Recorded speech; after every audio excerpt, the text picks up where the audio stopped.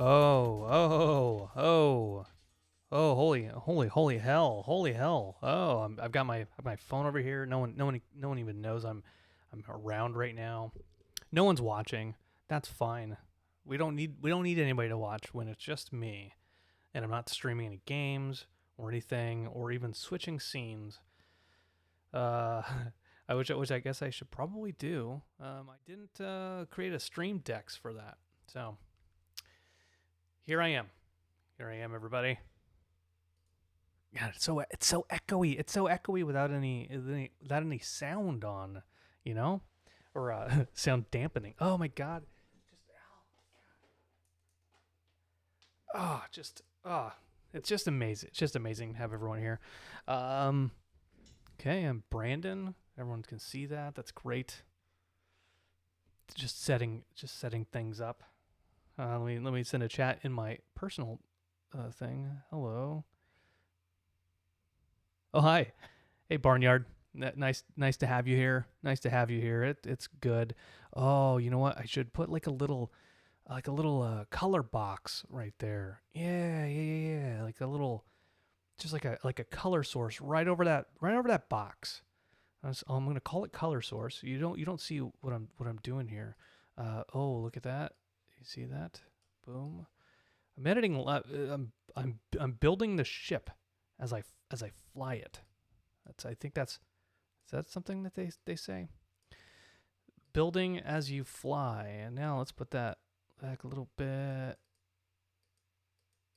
Let's put that a little bit further back. Okay. All right. Oh, you still can't see it. Maybe I picked the wrong color source. Maybe should that be like maybe like a black. Make it real pop. There you go. Now it makes it really pop. Look at that. I flew the ship while it was flying. I flew the ship. All right. Well, for those who are watching, my camera feels weird. I'm solo casting today since Travis is moving on. He's moving on to different states of mind, and I am in his stead going to try to lead a podcast. I don't know how well it's gonna go, but I'm gonna give it a good college try. I went to college for a couple years. I got a bachelor's in sociology. I feel like I know what I'm doing. This episode brought to you by Torpedo IPA. Torpedo IPA. When you have buy one, get one free at the local Winn-Dixie. Torpedo IPA. All right. No need waiting for everybody else to get this started. I think we could just get right into it. So here we go. I'm gonna go find my music here. I found my music. I'm gonna start recording. Okay. Doing good so far. Oh, you know what? I don't have to record Travis. He's not even here. Don't have to use the computer space for that. And without further ado, we're talking about some Rick and Morty. You asked for it. Here it is. It's a podcast from Apathetic Enthusiasm.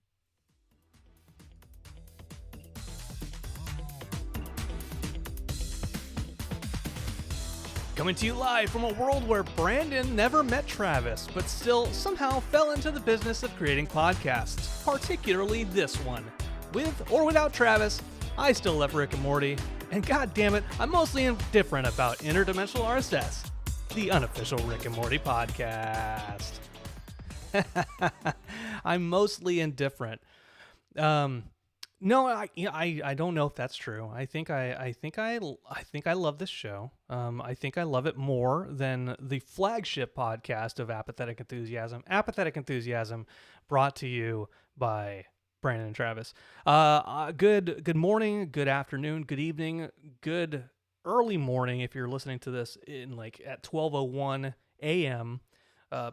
before time goes forward, which I'm recording this after time has gone forward. So if you listen to this like a year from now, please, keep that in mind.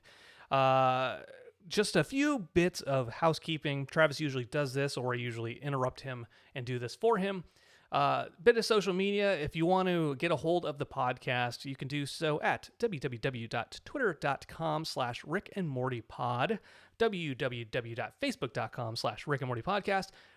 Send us an email, rickandmortypodcast@gmail.com. You can go to the web, the World Wide Web. Go to Ask Jeeves /webcrawler, geocities.com, and find Rick and Morty Podcast at reddit.com. You can go check out our poorly moderated subreddit. If you want to sell shirts, beware. Probably about a monthly, I go in there and delete shirt sponsored. You're hawking your shirt wares. I like the designs. I gotta be honest, but it's a very strict no shirt selling pants. Rick and Morty pants. Okay, whatever. You can also go to rickandmorty.reddit.com. That's the official Rick and Morty subreddit. There's tons of stuff there. I'll talk a little bit more about that stuff here in a little bit. And of course, we are www.rickandmortypod.com. Couldn't get the Rick and Morty podcast. I couldn't do it. Somebody had snagged it earlier. I don't know who owns it now, but it's not us. rickandmortypod.com. You can find us there. I am streaming live. I was going to say we are streaming live, but I am streaming live right now. No, that's not true. I got to strike that link out. Twitch.tv/apathetic enthusiasm. If you want to see me, I will probably do another solo podcast or two while Travis is in the middle of moving. He is moving to Oklahoma City, home of the Oklahoma City Thunder, the singular Thunder. There's only one Thunder out there. I guess Thunder is like plural, right? It's like, there's lots of Thunder, but I still feel like the Thunders. There's multiple players on the team, but we'll talk about that on my my new hit podcast series, making fun of names of teams that I don't watch. Okay, and then finally, if you want to support the show, you want to make sure that Travis is always here to temper my worst habits, then you can go do that at TeePublic. We have our TeePublic site, interdimensional-RSS, stores/interdimensional-RSS, or patreon.com/rickandmortypod, or is it Apathetic Enthusiasm now? It's one of the two. Travis needs to update that, or maybe I do because it's the template that I built. But enough of that. How are you doing tonight, Travis? I'm good. Great. That's usually how he starts. And we're moving on. So tonight's episode is gonna be quick. It's gonna be painless. Okay, it'll be quick. It won't be painless for you or for me if you stop listening by now. But we're gonna do the show as is, how we normally do it. And by this point in time, Travis usually would be like, well, Brandon, I'm glad you talked about whatever it was you talked about, but now it's time for semi-pertinent news. Semi-pertinent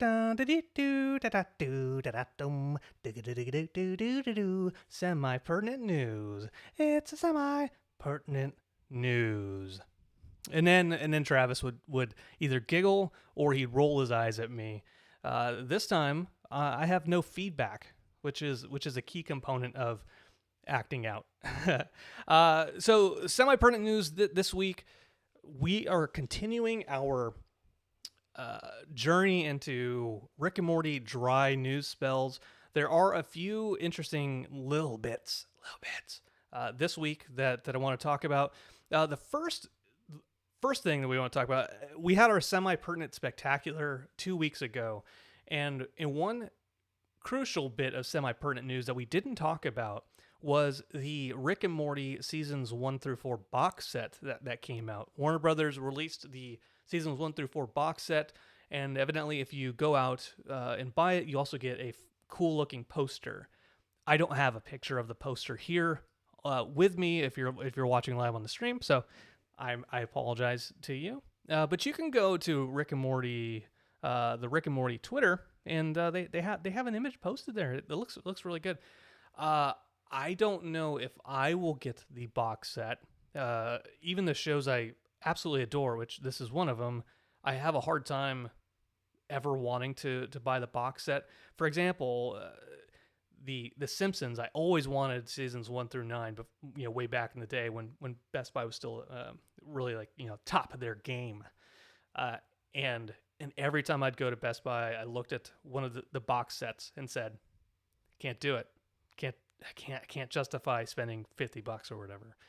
And so I don't know if I'm going to get the Rick and Morty seasons 1 through 4 box set.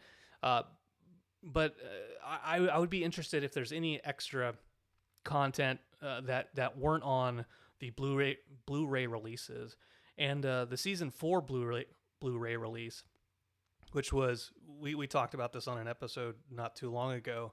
It was oddly absent of content. Those extra exclusive like commentary even.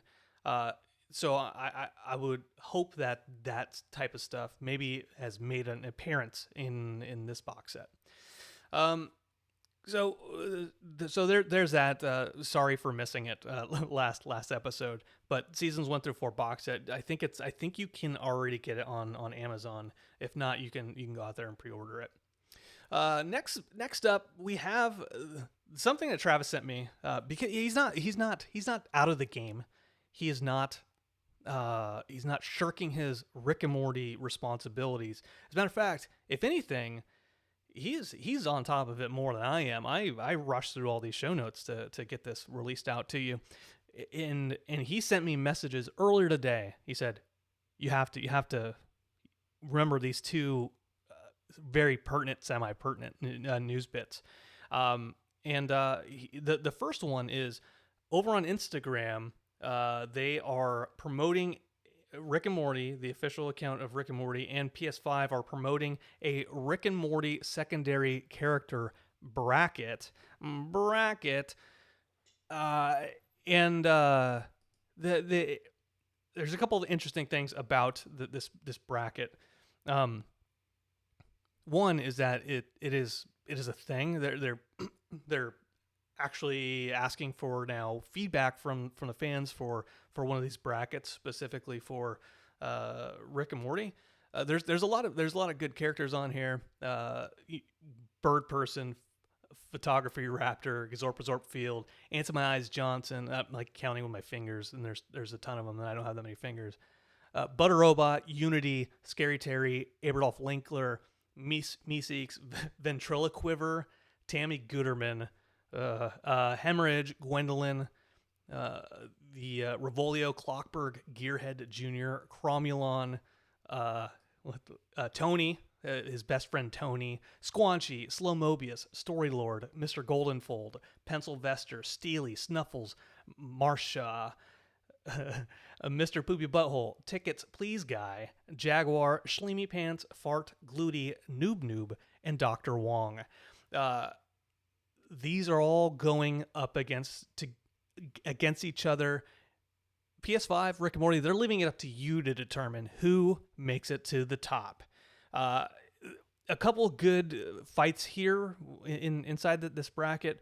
I went in order, by the way, so you know who's against who already. But like Unity versus Butter Robot, I mean that's a tough one. Also have to like go on about it like, well, is it based off just a popularity, or are we doing a Blood Dome Battle League where we're actually thinking who would win in a fight between the two? Tammy she would beat Hemorrhage, right? She would beat Hemorrhage, I think. Fart and Gluty, another tough one. Bird Person versus Photography Raptor, I think that's an easy one. I don't know if Bird Person wants to be seen on camera, so evading the Galactic Federation. He might lose that one just based off of the media exposure. But So I mentioned it's interesting that they're partnering up for this. The second interesting thing is that they're going to announce the winner live March 26th at 10 p.m. Eastern on Adult Swim. That piece is interesting to me, and Travis isn't here to necessarily talk about it. And if he is here to talk about it, then I don't see him. I do not see him here. March 26th at 10 p.m. Eastern live. This just feeds any kind of hope that season 5 will premiere that same night. I don't even know what day the 26th is. If today's the 15th and it's a Monday, 7. I don't know what day it is. It's sometime in March. I know that it's a day that ends in an A. I hope that it's season 5. I think everyone hopes that it's season 5. But we also have to maintain a little bit of cautious pessimism or realism that perhaps it's not going to show up.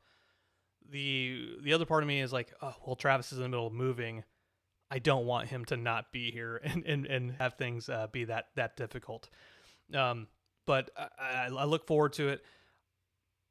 Take a look at the bracket. I'll put the. You can go to Instagram again, the Rick and Morty official Instagram. Look at one of their stories. There's a link to where you can go to catch the bracket, download the bracket, and shoot us your brackets. Shoot us a screenshot of who you think is going to win the bracket. Send it to Rick and Morty Pod at Twitter, at Rick and Morty Pod, and let us know. Let us know who you think will pull out the ultimate victory. Eke out. Meeseeks out the ultimate victory. So now, speaking of season 5, moving forward, season 6, season 7, this next bit of semi-pertinent news was also sent to me by Travis by way of Reddit. And what happened is I guess on Dan Harmon's Instagram, somebody had asked him about season 7 or demanded season 7, and he responded back to him. And this person on Reddit, so you get their name, accredit them, the hat tip, schizophrenius, put it into the typical Pringles Rick and Morty meme where he rips open the wallpaper, and shows what's really happening. And the gentleman in question said, "Please focus on Rick." And the person's name was Gafault. Or that's maybe where he's from. Oh, I'm sorry. And Twarton, I don't know. I'm sorry. I'm sorry to all of my international friends. And Dan Harmon responded, "We're writing season 7, they're editing season 5, and drawing season 6. It doesn't work like hocus pocus." That is so good news. That is good news. If they are editing season 5, that means they are close. If it's anything like season 4, I know that season 4 was kind of a moving target constantly. And just as I made a black box in the bottom of my stream window before I started tonight, they were building the plane as they were flying it, so to speak. I would hope that in season 5 they aren't pushing up against deadlines nearly as much, and that they plan to just have a batch ready to go, release them all in order, and then be able to focus purely on editing season 6 once it's all drawn and voice acted and all that. But realistically, to the viewer, to the fan, really, I guess all we really care is that we get some episodes eventually. People talk to me at work all day, and they're like, "Hey, what's going on with Rick and Morty?" And I say, "I don't know." And they're like, "It's been a long time." Like, well, we waited 2 years before. We can wait a little bit longer. Like, they really could have done something with that pandemic. They should have released it during everyone's at home doing nothing. I'm like, yeah, and they're also, people are dying too. But maybe they're focused on that, and then they get mad at me and like, oh, okay, whatever. Anyways, enough of that. They're writing season 7. We knew that they were writing season 7 already.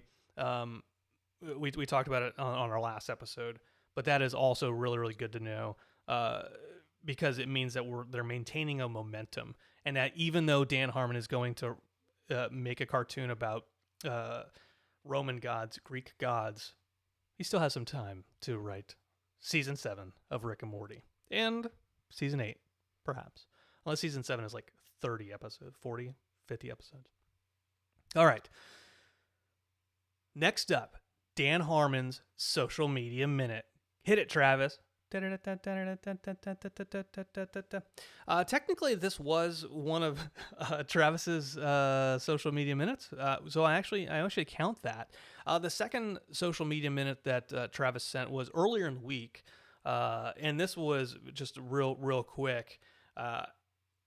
The Russo brothers had commented about the dude from Community, Joel McHale, and they said, he's gonna make it big someday.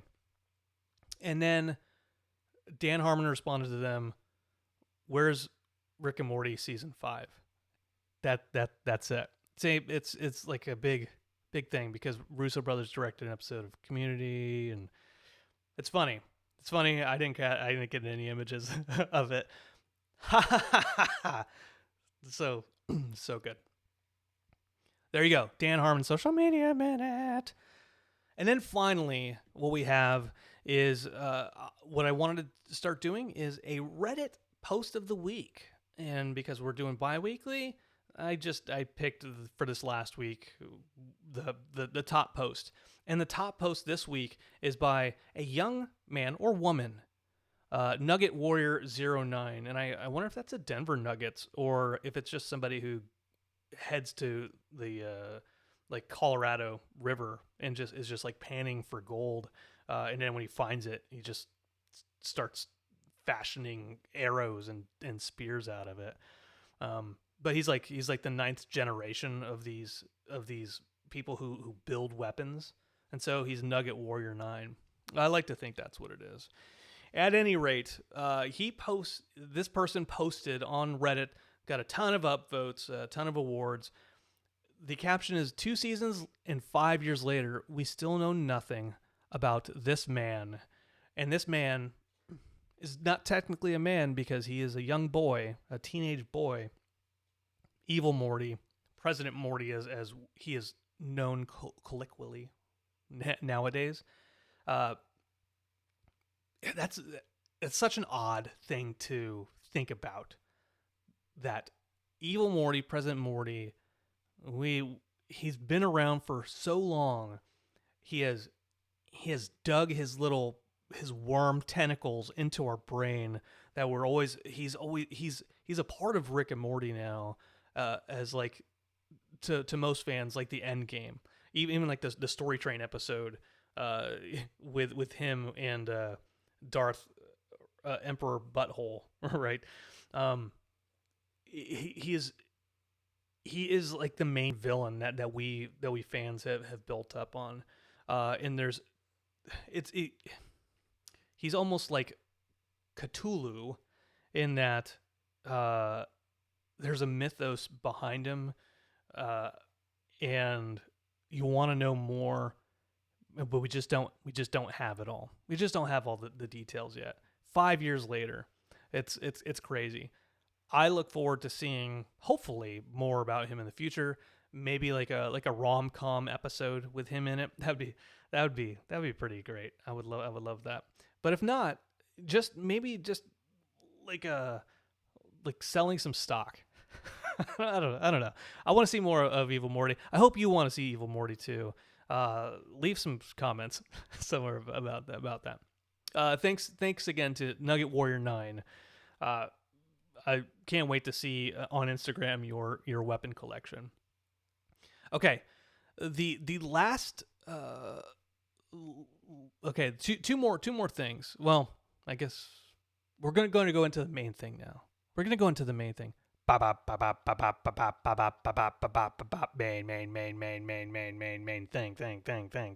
thing. Today's main thing is me talking a lot to myself. The second main thing, shit. I don't remember what I was saying. Look, we're talking about the main thing now. We talked a lot about semi-pertinent bits. This whole episode is really semi-pertinent bits. But the next thing I want to mention is very it's pertinent as far as the show goes, especially with such dry content.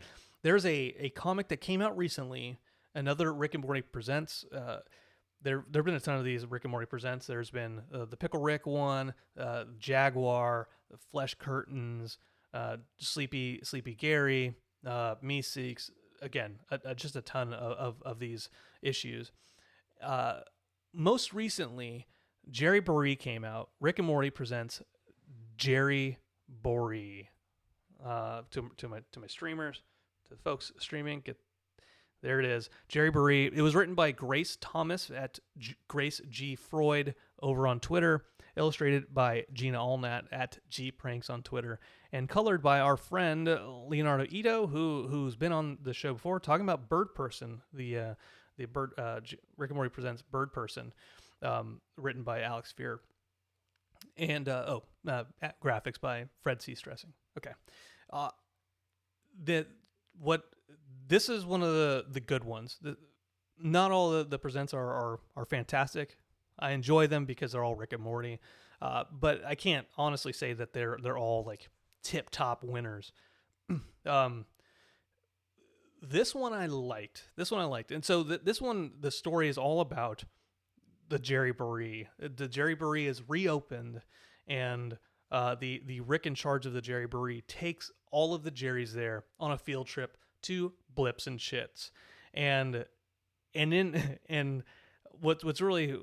what I really like about the episode, the issue, is there's just a ton of really kind of, they're almost random vignettes of the types of games that are in the Blips and Shits and the really weird stuff. It's like Grace came up, tried to be like, okay, what would be a really funny situation for Jerry to be in, and other Jerrys to be in, and how does that culminate to the climax of the issue? And I want to say, give a shout out to her for getting to the climax, because the climax of this issue, it's great. When spoilers, I'm not going to say spoilers. It's just a solid issue. I don't want to get too into detail. The art is great. The art is kooky. There's a couple moments where I legitimately laughed out loud, and I don't normally laugh out loud when I'm writing stuff. There's a scene where Jerry goes and is playing a Gear Wars video game, and he loses, and he gets a prize still for losing. That's all I'll say about that. But it sticks with him throughout the rest of the issue. Needless to say, highly recommend this one. Head out to newsstands everywhere. Cancel your subscription to the New York Times. Buy this issue instead. It's out there. Find your local comic shop or comic stop, which is where I shop. Okay, I have one more little bit of news, and this is what I call fan extra, because I outsourced to Scary Terry Folds, longtime friend of the show. I said, "Hey, do you have anything you want me to talk about? I'll talk about anything." And he sent a good couple of things to me. The one thing that I will actually talk about, because I had time to review it, not for content, but just so I can actually speak to it, was there's a gentleman, Docani voice, Doccane voice on Instagram, who back in January 6th did an unboxing video for the Rick and Morty Mondo figurines. Now, there are a couple Rick and Morty Mondo figure statues out there already. This one was Rick and Morty like coming out of a portal, and Squanch was wrapped up by a bunch of tentacles that were coming out of the portal as well. It's a really, really cool figurine, and I forgot how, or maybe I didn't forget, but I didn't realize how big those figurines actually stand, how tall they are, which I'm hesitant about getting statues that big because it's not as if I take good care of my living space and it's all cluttery. But I would love to display this one in particular. Comic Spot, my local comic shop, they have another Rick and Morty Mondo collection, not the deluxe, where there's like you get like a mini pickle Rick and all that type of stuff. But it was the Rick and Morty with like detachable heads, and I was like, whoa, this is really big. This is really detailed. It's very high quality. I want this. So if you want to check out that unboxing, and you have an Instagram, DOCCANE Voice, check him out. Go back to January 6th. Don't invade your capital, but invade his Instagram and watch that unboxing video. Thanks Scary Terry for that. Appreciate it, man. Appreciate it. Means a lot. I want to shout out to Ryan X over on Twitch, who is one of 5 viewers minus me, and that is watching tonight, who is commenting. He left a comment, and he says, "Brandon, I was wrong, but F Evil Morty." F Evil Morty, indeed, my friend. Yeah, I mean, I want to see him still, but he's not here. So 5 years, we went over this. 5 years, 2 seasons later. Yeah, stock tips. He would probably say, don't invest in GME. That's how evil he is. All right. So I think that is it. I think that is it for the Rick and Morty podcast proper, right? Without Travis. It went all right. It went all right. I don't know if I'll do this again. I will. But if I do, I won't. Wait. Giving mixed signals. I'm going to I'm going to try to incorporate more of your input, which means that you have to send me your input.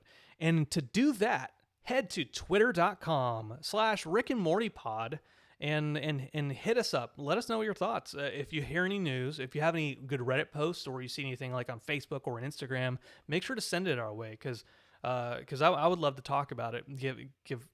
Give you something to hear about, give me something to talk about, and for us to be fans together in this crazy world of Rick and Morty. You can also send us an email at rickandmortypodcast@gmail.com if you want to do it that way. You can also hit me up on my personal Twitter at Barnyard Cruz, CRUZ, more Penelope than Tom. You can just, you don't even have to talk about Rick and Morty there. You can just hit me up about just about anything. I might post more Gremlins pictures on superimposed on Rick Willy Wonka, but who knows? But that is it for today's episode. It was a little bit shorter than normal. I was trying to go for 15 minutes, but I talk a little bit too much, which is unfortunate. But until next time, everybody, Rick and Morty season 5. It's almost here. I can feel it in my bones. Maybe bones from when I was a kid, but bones nonetheless. Well, it's cartilage then. It doesn't matter. Anyways, take care. If you're on the stream, hang out. Well, I'll be back in a minute.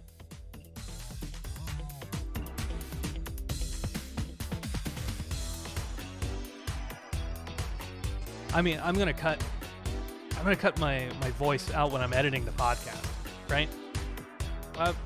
So I'm just gonna play the music.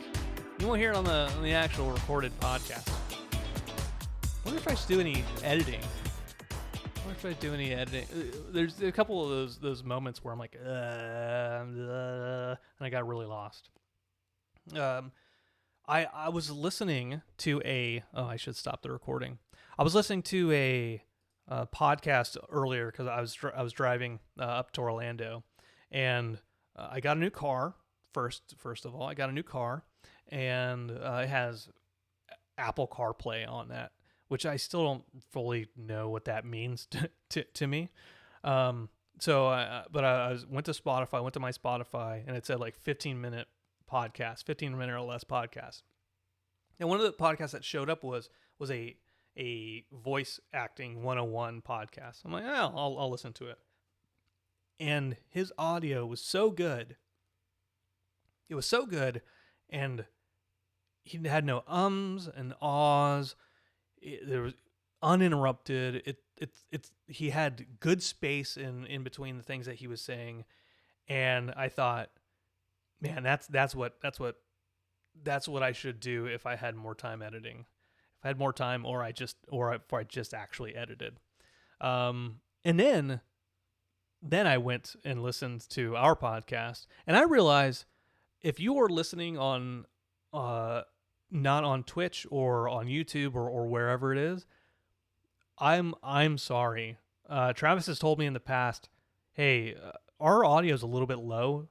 Like I always have to crank it up when I listen to our shows, and I always say, I wouldn't know. I never listen to our shows, even in editing, and but I listened to it because I wanted to hear over my new car speakers.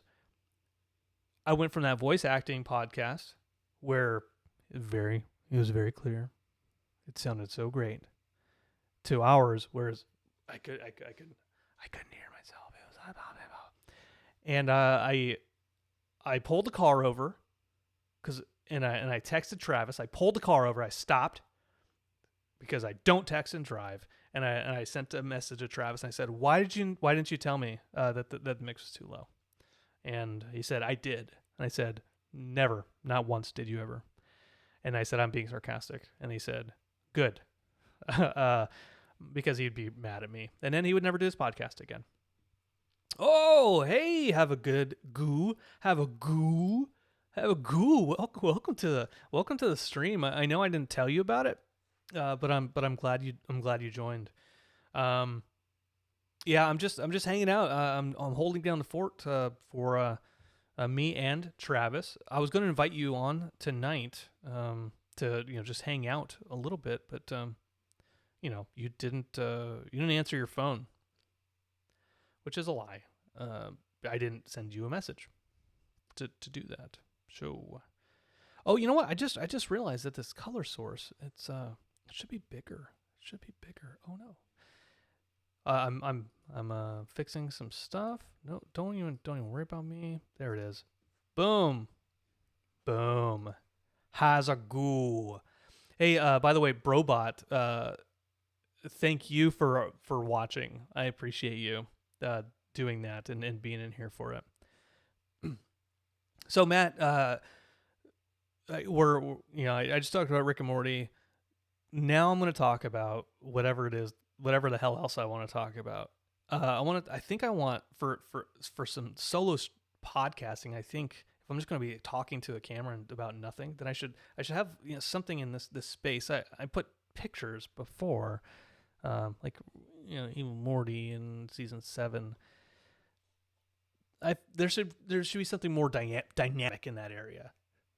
This, by the way, this is a Dragon Ball Z pose. Anyway, moving on from Rick and Morty, Matt and I have a good day face. We finally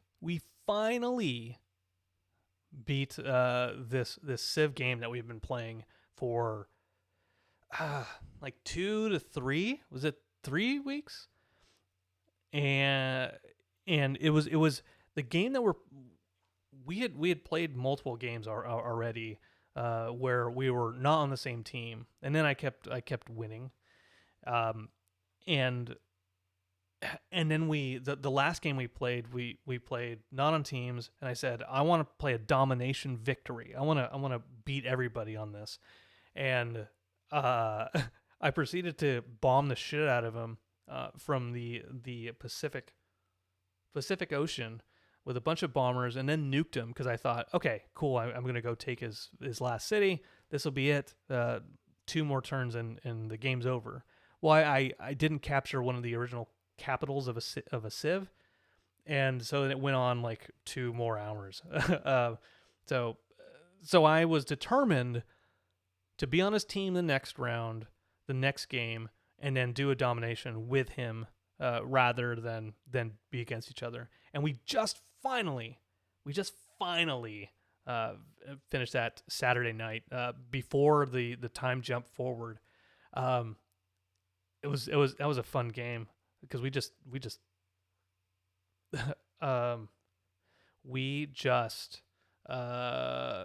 demolished everybody. Just fought every war we could. Every war we could. Oh my god! All my audio absorbers are re-chroma active. Is that like what is that? Is that like a Spice reference?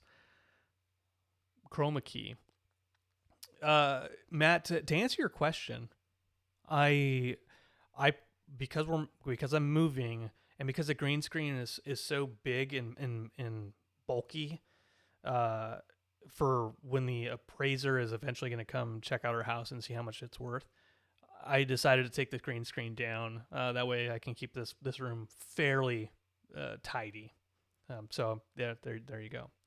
To answer that question. Yeah, Probot. Yeah, fusion dance with no one to fuse with. It is. They say 1 is the loneliest number. Dragon Ball Z. They were the first to point that out. Yeah, Matt. Yeah, no, it was longer than that. It was like 2 hours, but it was also it might have been 3. But it was late at night, and you get tired by basically as soon as we start playing any game, and so really any amount of time you spend with me feels like extra time. And yes, I did beat everyone. That is no lie. Just kidding, I lied.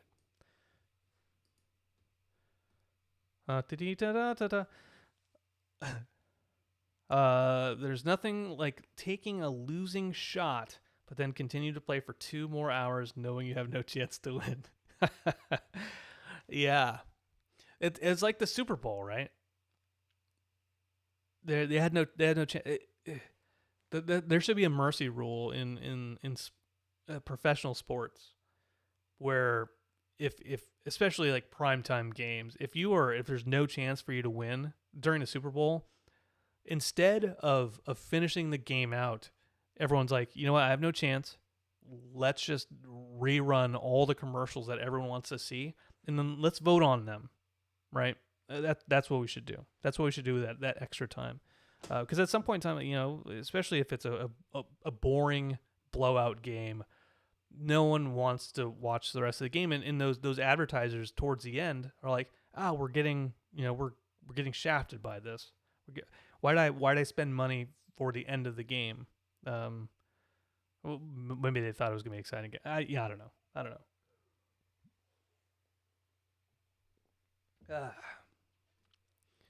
Let's see.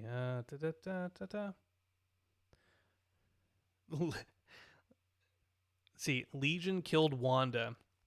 Yeah, Matt hasn't seen Wanda. He hasn't watched all of WandaVision yet. He has not watched all of WandaVision, so he doesn't know that the X-Men character Legion pops in and kills Wanda. He doesn't know about that. He doesn't know that the X-Men are actually in the MCU now officially in WandaVision. Also, Wolverine is a great chef. He's a great A chef. If Wolverine was a chef, and I'm gonna throw this out there to you, what was it? What would his expertise be? Right? Like, do you think he'd be like a I don't know, like a food truck? Do you think he'd have a food truck, like a food truck night, or do you think he'd be like a like a French sushi? Yeah. Look, just because he spent a shit ton of time in Japan doesn't mean that he'd be a great sushi chef. It doesn't mean that. I know people who were from Louisiana who do not know how to cook good Creole. you know, you know that doesn't mean anything. And if we're talking about Wolverine, he wasn't born in Japan. He just spent a lot of time there. He's from Louisiana, isn't he? Isn't he? Him and Sabretooth, based off that one story. Crawdad. Yes, Brobot. Yes, Logan is. He's got some food truck aspects to him, I think. Oh, Crawdada, help me. Okay, so if he's a food truck type, let's explore this. And I'll even take Ryan X's suggestion, saying that sushi stop. That's the name of his truck, is the Sushi Stop Sushi. And do you think it would be like a fusion type thing? Do you think he'd pull in like a Louisiana sushi fusion? I was waiting for your response, and then I realized you don't get my response instantaneously, or you don't get my words instantaneously. So I was waiting for you to respond. Oh, Benihana's.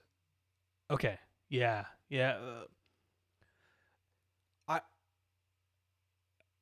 He would maybe he would be good at Benihana's, but just to start. I don't think he would stay there. I think he would go there to learn their moves, right? Because he would have Wolverine's hair kind of does that Krusty the Clown thing in the comics, where it's like goes out like that. And so what he would probably do is try to figure out first how to fit that Benihana's hat to rest perfectly on his hair. And then secondly, he would try to learn all their moves. That way he can incorporate them in his Sushi Stop Sushi routine, right? His food truck. That's what I think. Let me know what you think. Robot, yeah. Agreed with the hibachi. Ooh. Oh. I misread what you said because you hadn't corrected it yet. Using those fights in a fight layer. And for a second, I thought you just spelled layer wrong, and that you were talking about the war room or the danger room, which I think is a great concept. What if Professor X, he's like, you know what, I've been training you to fight a lot, and I realize now that I haven't taught you how to love, and one way to love is by exploring cuisine. That's how I found love, and I think that's how you can find love. So for today and today only, I'm turning the Danger Room into a cooking simulator, a VR cooking simulator. It's like a Cooking Mama cook-off, but in the Danger Room.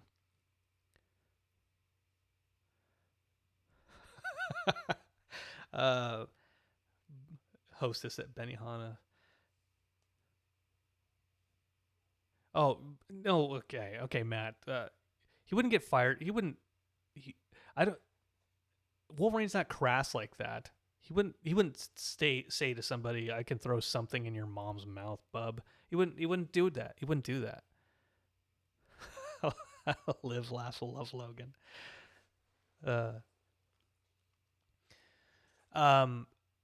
I do want to say that one time I hosted a panel at Amazing Hawaii Comic Con, and Chris, the famous Chris Claremont, I was doing moderating the panel for him, and I didn't fully know who he was. He did such great stories, such as like the golden age of X-Men. He did a lot of those stories. Phoenix, that was him. And but I didn't know it when I got pulled to do his panel, and so I was on the Wikipedia going like, okay, what has he done? What has he done? What has he done? Okay, oh, Gambit. He's done Gambit. He created Gambit.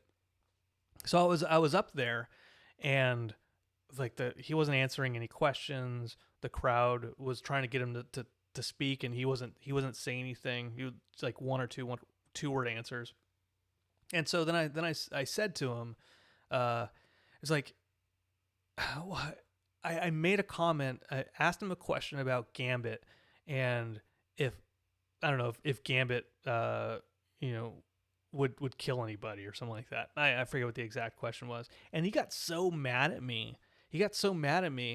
That he's like that he went on a mini rant about how Gambit is not a killer, and he wouldn't go around killing people. That's not who he is. And I was so happy that he was actually giving this huge crowd in this convention center something to actually talk about and give them content and give feedback. So in a way, Matt, I just Chris Claremonted you by saying that Wolverine wouldn't threaten to throw something in someone's mom's mouth. Jeez. Crass singer Kenny Loggins. You spelled it wrong on purpose. Got it. Gambit is suddenly Batman. In the famous DC Marvel crossover, The Dark Knight.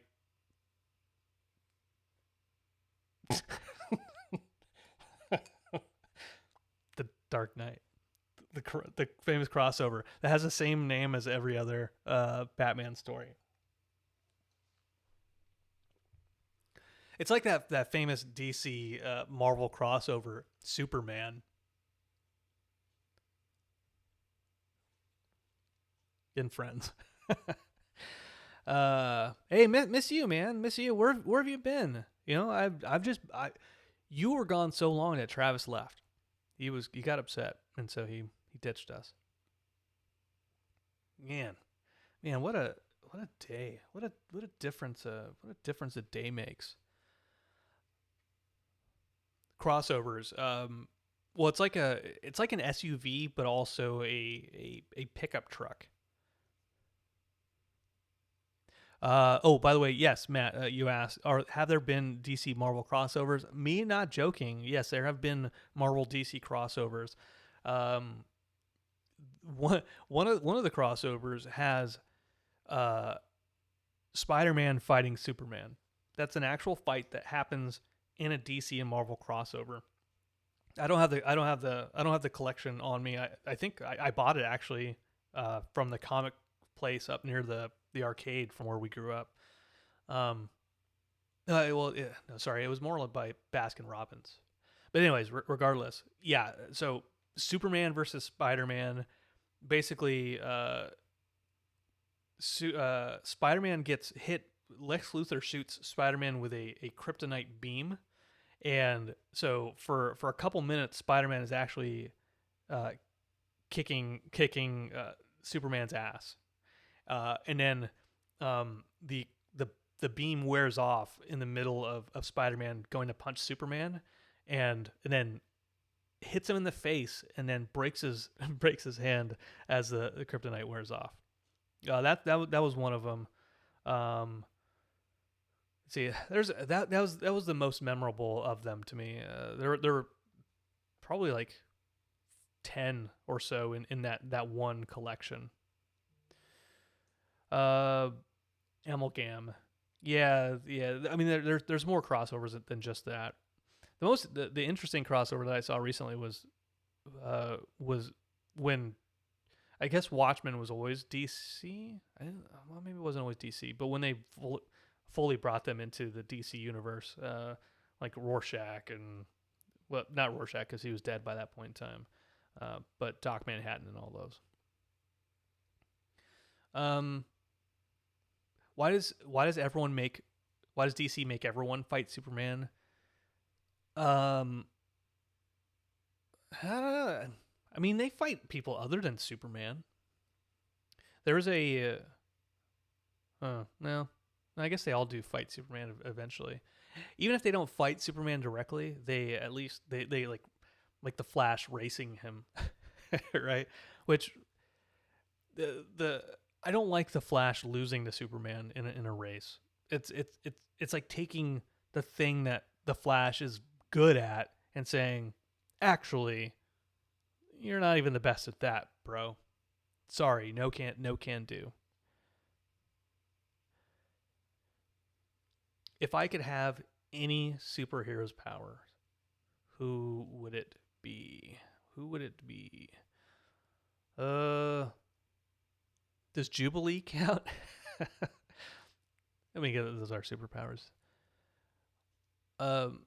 Which I guess Jubilee in the comics isn't that. I guess she's not that worthless as she was in the X-Men show. Ah, man, I don't know. If I didn't have to maintain like just eating all the time, a high metabolism, I think super speed would cut it. However, then people would always be expecting me to be on time to things, and I just that's a bunch of undue pressure that I don't think I could sustain, right? Like when somebody, as of right now, whenever somebody sends me an email or they give me a call or they stop by my desk, I or sends me a message on or whatever, like I am so responsive, and I respond as quickly as I can, and to try to solve their issue or refer to them where they need to go.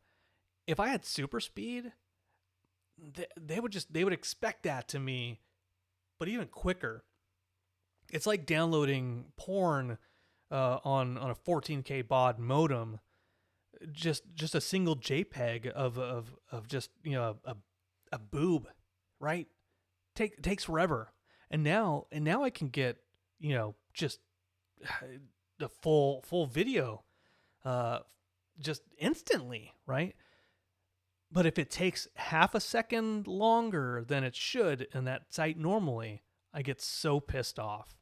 Like, why is this video not getting me rock hard already, right? Like, why is that not happening already? That's how I feel about having super speed. Like, people would expect too much from me, you know?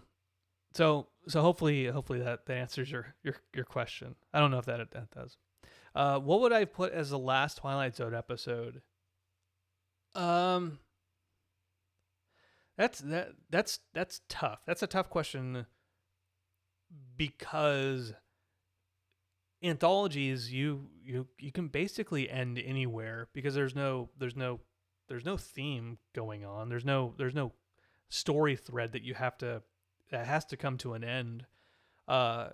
So in some ways, all that has to happen in a final episode of the Twilight Zone is that there's resolution for the characters, and it has the theme within the standalone context of the episode of coming to an end and being okay with the end being there. And sometimes, even though it's bittersweet, that it's fine, things are going to be okay even after you close your eyes or the episode ends. It could be a very meta thing, I think. But so almost in a way, the 156th episode of the original series, the Bewitching Pool. Although I don't like that episode, it's not my favorite episode in the world. Yet they still play it every year on every marathon. I do think that it's not a bad episode to end on. And maybe that's just the years of nostalgia saying, like, that was the last episode. You just suck it up, kid. But that whole episode is those kids getting away from reality and then going on to live happy lives somewhere else.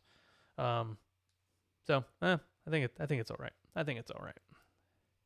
And you went AFK as I was answering that. So sorry. Hopefully you came back and you heard my answer. Okay. Superman. No, I don't want Superman's powers. Matt, I don't want Superman's powers. He doesn't deserve me having his powers.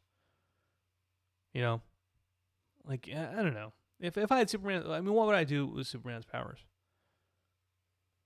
I don't know. Win the lottery. The one thing I'll say about Superman is he's weak to magic. I don't want to be weak to magic. I want to be strong to magic. And that's why I would never go Superman. What power would you go with?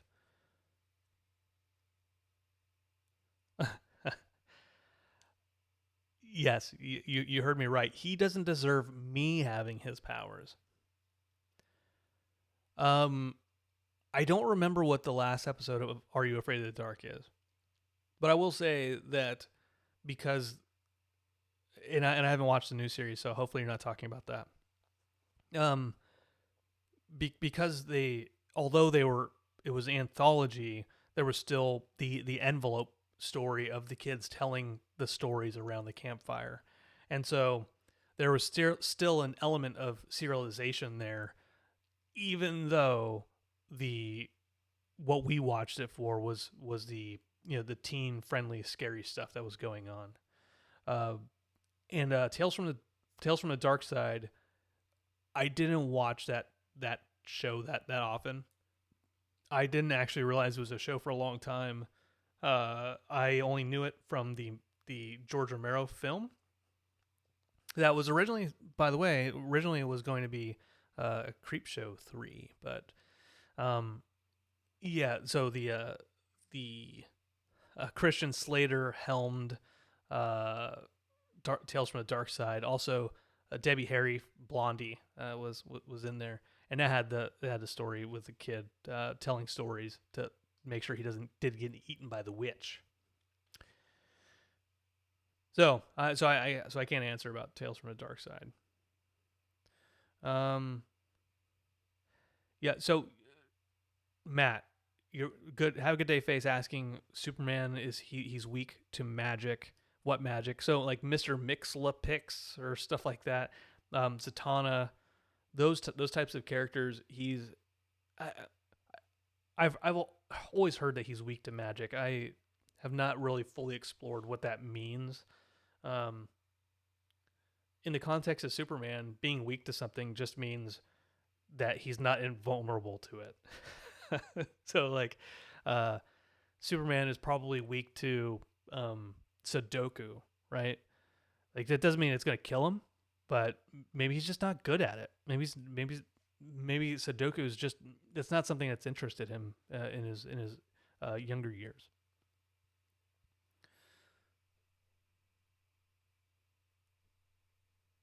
Oh, so you watched the new Are You Afraid of the Dark? Are those stories good? Are those stories good? Sir Mix-a-Lot. We are all weak to Sudoku.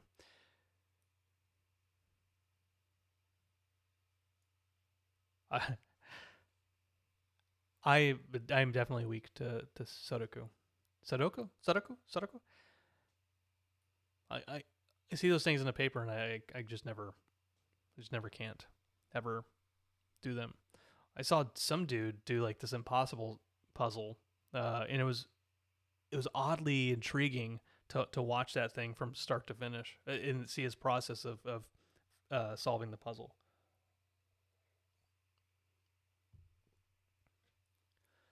I don't. Okay, so you didn't watch the new ones. What in Are You Afraid of the Dark, there's one episode that I remember, the one that always sticks out to me, which is like the clown, like the evil yellow clown, and I think that's because he was in the intro as well, maybe. But it's like the kid was watching some antique dealer's shop in a mall, and there's a pinball machine, and he was told not to play it, and then the rest of the episode was basically he got sucked into the pinball machine and he was forced to live in it forever. That I don't know why that episode always creeped me out. Maybe it's because pinball machines, another weakness of Superman's. By the way, Cyclops' ability to pork Jean Grey. That is not a power. That's love. And you got to work your way into that relationship, Matt. You cannot just expect to pork Jean Grey. You cannot. One, she is a comic book character. Two, I mean, she knows what you're trying to do. She's psychic, right? So if you're not being altruistic, and you're not being honest with yourself and honest with her, she's gonna see right through you. Cyclops, with all his arrogant faults, he's a good leader, and he means well, and you know, I think you know that she wouldn't want you. It's not Cyclops' power. It's your lack of charm.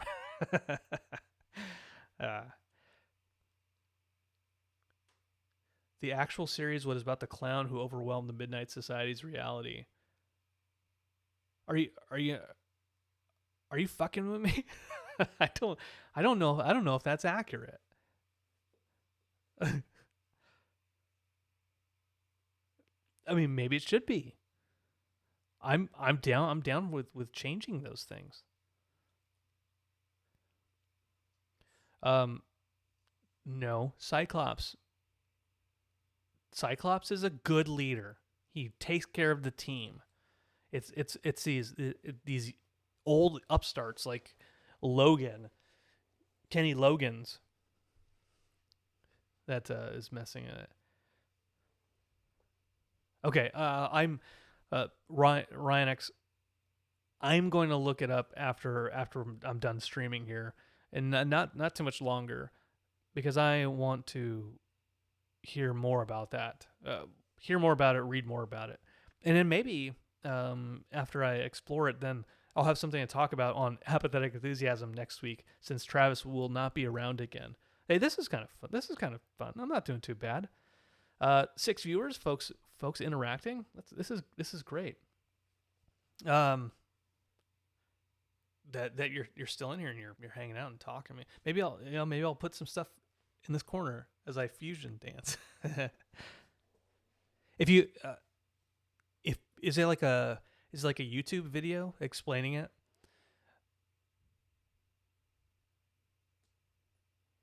Is it is it an official thing, or is it like one of those videos where they're like they create links where the links may not actually be what the creators intended?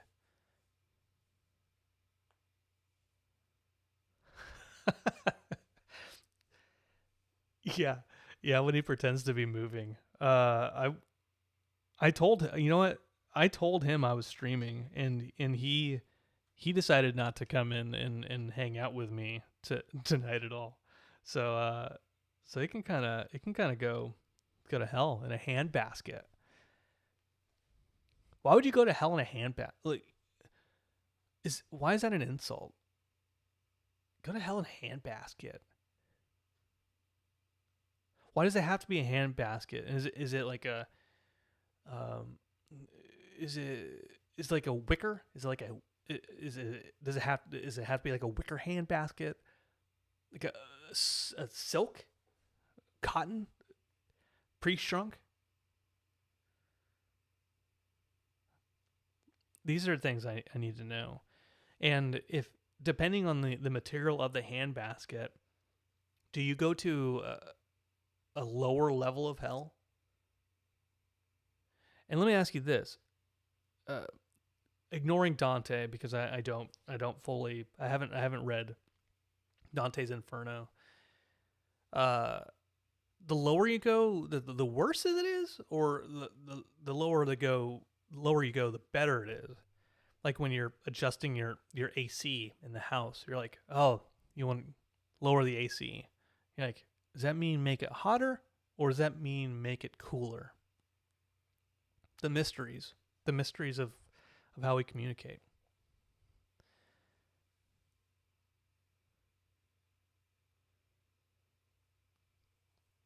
I didn't die that many times in a row. I actually only died 148 times, and you only saw about 48 of those times.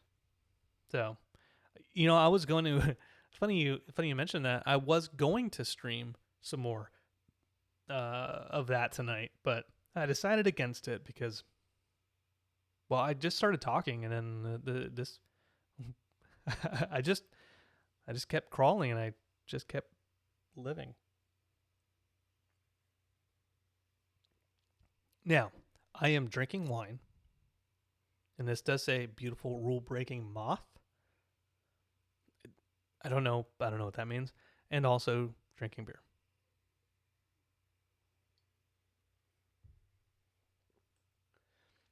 As a matter of fact, for the Ghosts and Goblins, I wore my Army of Darkness T-shirt. I figured that was a perfect shirt for the occasion. Travis bought Ghosts and Goblins as well. He is playing it not on Legend like I am. He's playing it on an easier difficulty, and he is having trouble on some of the levels on a couple of the bosses, and he was like just talking about the jumping mechanism and how difficult it actually is. It's very misleading when you're watching it on stream. I was watching Dean DeFalco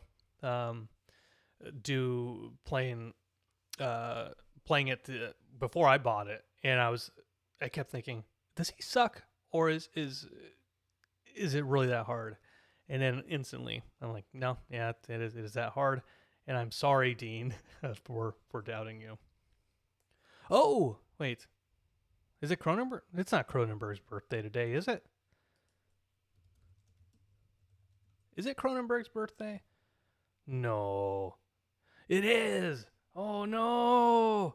Oh no! It is Cronenberg's birthday. Oh. Oh man. Here we go. Let's talk about Cronenberg. Old Crony. Ronex, what's your favorite Cronenberg movie? Is it more of the body horror stuff, or is it more of Eastern Promises stuff later on in his career?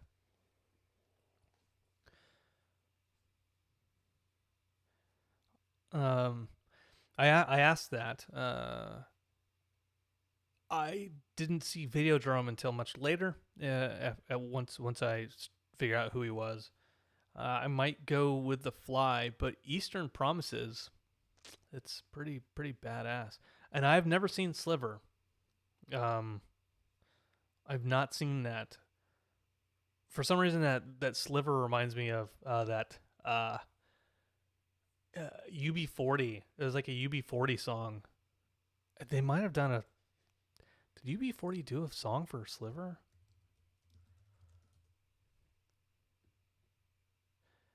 They might have. Yes, that's yeah. UB40 was on the Sliver soundtrack. I don't know why I know that. Can't Help Falling in Love by UB40. Let's see.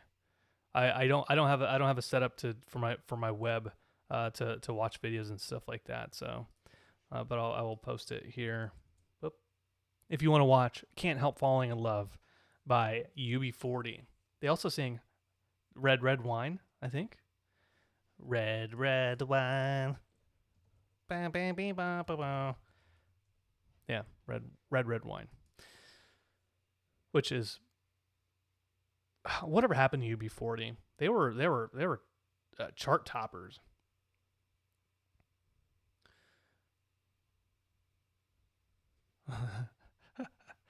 uh,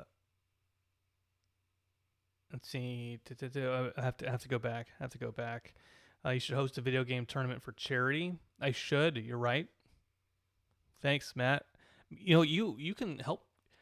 If I theoretically, if I hosted a game tournament for charity, would you promote it on your show? And if not, what would it take for me to get it promoted on your morning show? Oh, Renex. Is it because I was talking about UB40? I hope it's because I was talking about UB40.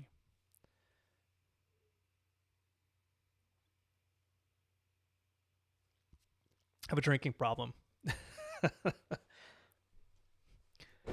Oh God. Oh God. Oh God. Oh jeez. Oh jeez.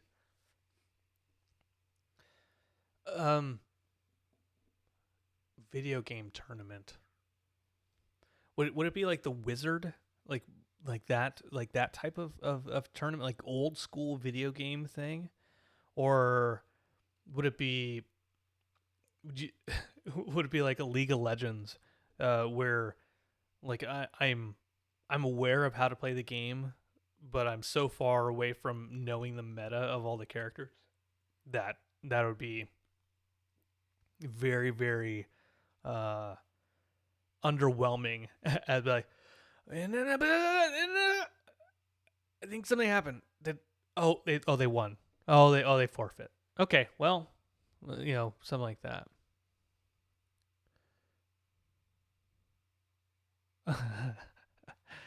Sorry. I don't mean to repeat have a good day face. I don't have to talk all night. I can leave, I repeat you too, Rhinex. All hearts. Okay. So all I have to do is pick a national organization. Travis and I, before the pandemic hit, we were planning last summer to do like a charity type thing. We wanted to raise money for an organization. I don't remember what we picked necessarily, and we talked to some folks, and we were like, okay, how do we get sponsors? How do we get folks to co-sponsor and all that type of stuff? And then that was probably in like January, February when we were starting to plan that out, and then pandemic started, and we basically lost all momentum at that point in time. So it's not something I'm opposed to still. I think once all these vaccinations start rolling out, I got my first shot Friday. The Pfizer one, if you are interested to know, for when we start our vaccination wars, Pfizer versus Johnson & Johnson and Moderna, then if all the vaccinations go out, then maybe we can start going back and planning for that again, and then give us a couple months. That way, when I move back to LA, I can work on getting some meeting up with some folks, some friends that we still have out there, Matt. Maybe they can help out, with some of their connections, and then they being out here in Florida is helpful, more so than it was when I was in Oklahoma or Colorado even. Being out there in LA with my family and our friends, I think I'm in a better place to kind of ask for some assistance.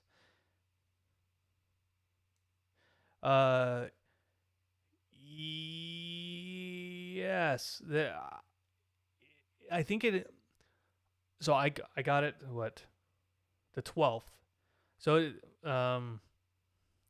if I don't have a date calculator, the next shot I have to take is on the 2nd of April. So 10 weeks. It's like 10 weeks difference between the two of them. I don't know why Pfizer takes that long. March 12th to April 2nd, 12 weeks. It doesn't 10, 15 weeks.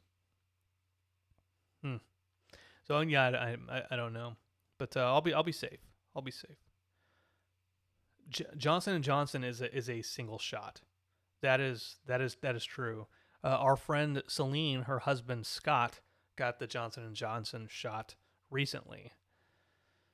And then, I feel like that's kind of like rubbing it in, like, oh, I only have to take one shot. Oh, you got to go back.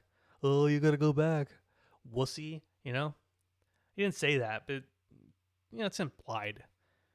He didn't actually tell me that he got the shot. Celine told me that he did. It was implied through her actions. Let's see. You read.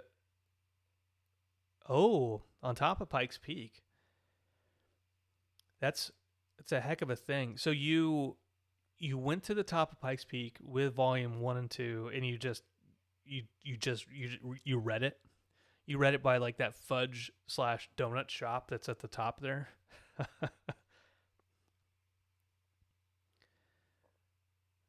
I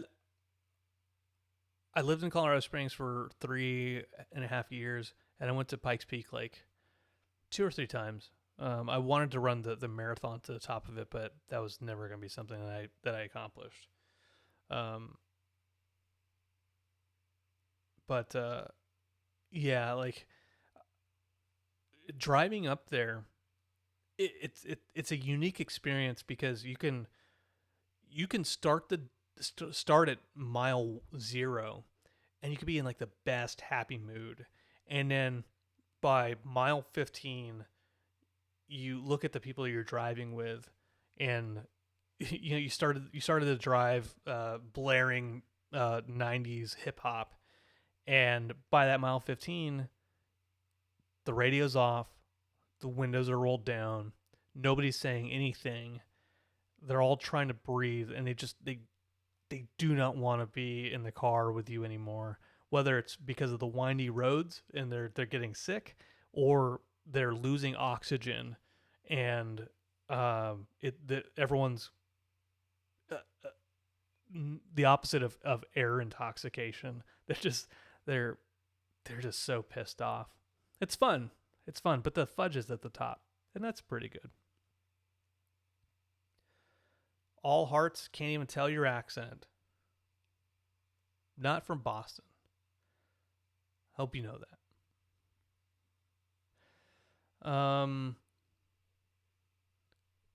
P.S. money sign day 1. Yeah, that's right. That hill we hiked up was called the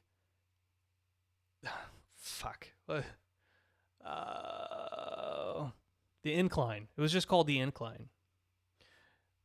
It is. I love doing that thing, but that was only a mile up, right? Like that wasn't running up, but it was a that 45-degree incline up the side of Pikes Peak. It like ended at the Bar Trail, and then you'd go back down the steps, or you take Bar Trail all the way back down. Most people did the incline an hour and 10 minutes. First time I did it was like an hour and 9 minutes. And the fastest I ever did it was 41 minutes. It was so good. So I have a video of Have a Good Day face, just struggling when we did it. It was only called the incline. The Manitou Springs incline. That's where it was. But it was just called. Everyone just called it the incline. and when we did it in 2010 2013 time frame, it was they it was still technically illegal and off limits to go on it, but everyone still did it. And it was all like the old school railroad ties, uh, and like very oblong and uneven steps. And there's points where you almost have to like hike up and like, you know, I almost like think of it like the old Donkey Kong levels where like da da da da da da da da, instead of just like up, up, up, up. But since then, it is now open to the public. You have to pay. You have to pay to go on it, and they also made it safer. They put like rails, I think, and they made actual even steps. So it's not as dire or trail like to go up. I haven't been since we went, but that's what I'm told. Does Matt always do a version of your voice, Brandon? Mm-mm. Mm-mm. Mm-mm. He does not. He does not do a version of my voice. I don't know. I don't know if he's ever done an impression of me. I don't know. I don't know if he's ever done an impression of my voice. Not one that I've heard of. He's probably talked shit about me behind my back. He's like, "Hey, I'm Brandon," and that's why I kill him in Civ all the time. I hope that nobody can hear you, Matt. I hope that Ryan can't hear you. Because it's probably disgusting. Yeah, I've done impressions of you because it's easy. It's easier to do an impression of somebody with a lower voice than it is. No, that's not true. That's probably not true at all. You asked for it. Here it is. It's a podcast. that's what the impression. Oh, movie phone. I'm Peter Graves. That's my impression of you doing an impression of Peter Graves for movie phone. Which whatever happened to movie phone? Remember those days? Where you're like, no internet. I don't want to look in the newspaper. I always want to call movie phone and wait for the prompt. Like, for showtimes, press 1. For contact, press 2. For directions, press 3. Yeah, it is my impression of your impression of a Peter Graves impression doing movie phone rather than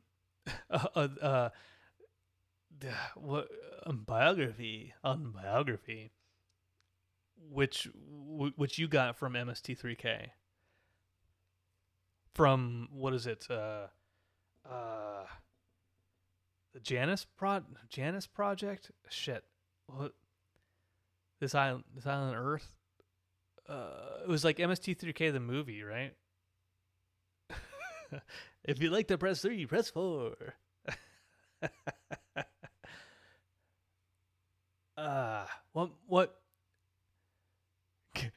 What movie? What MST3K movie was that they did that on biography joke? Parts the Clonus horror. Yes. I don't know why I kept thinking Janus, the Janus Project. I might go search for that. I'm teleworking this week, so I have plenty of extra time to do frivolous shit like watch MST3K. Love you, cats. I'm not a cat. I'm not a cat person. Dog? That's fine. I had a cat a long time ago. And then it died. We actually got the cat from my aunt Becky. Her name is Rebecca, but we call her Becky. Aunt Becky. And we got the cat. The cat's name was Andrew, and then it went around the neighborhood eventually, and it disappeared. It disappeared. And then my mom smelled something. Turns out Andrew went and died underneath our house. So that was a thing.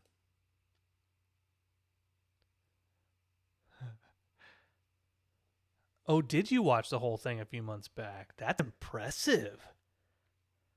I'm impressed by your ability to do that. I don't know. He can't hear you, Matt. He's just paying attention to me. It's like I'm talking to you, like you're in the room, but it's just he's just hearing in his head, right? Because he's just Ryan's, he it's one of those weird science afflictions where he hears text, he hears font.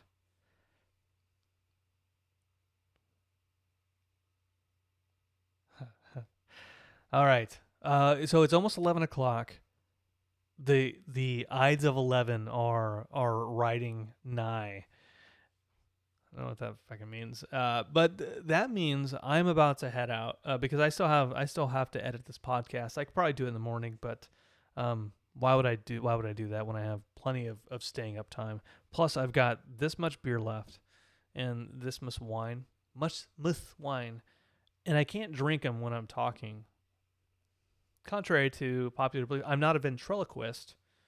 I'm not Jeff Dunham. but who is, right? Not me. I established that just 2 to 3 seconds ago. But I just want to say this to you folks. Thank you for hanging out with me tonight. In lieu of Travis not being here, I appreciate each and every one of you for coming out and making it known that people want to hang out. This is good. And so I'll do this again next week. Next week is an Apathetic Enthusiasm. I may stream video games if I run out of things to talk about. But chances are I won't, because clearly I just ramble on. And that's great. Maybe I'll add some background music to add some ambiance to the proceedings. But if not, then we'll be here. I'm still looking at that UB40 video. I'm gonna listen to it right after we're done here. But until next week, everybody, I'm Brandon, and thank you so much for listening. I'm gonna head out with a little bit of Ghost Hover. Okay. I'm out of here. Bye, everybody. Hey, it's been real. It's been real fun. It's not starting soon. I'm leaving.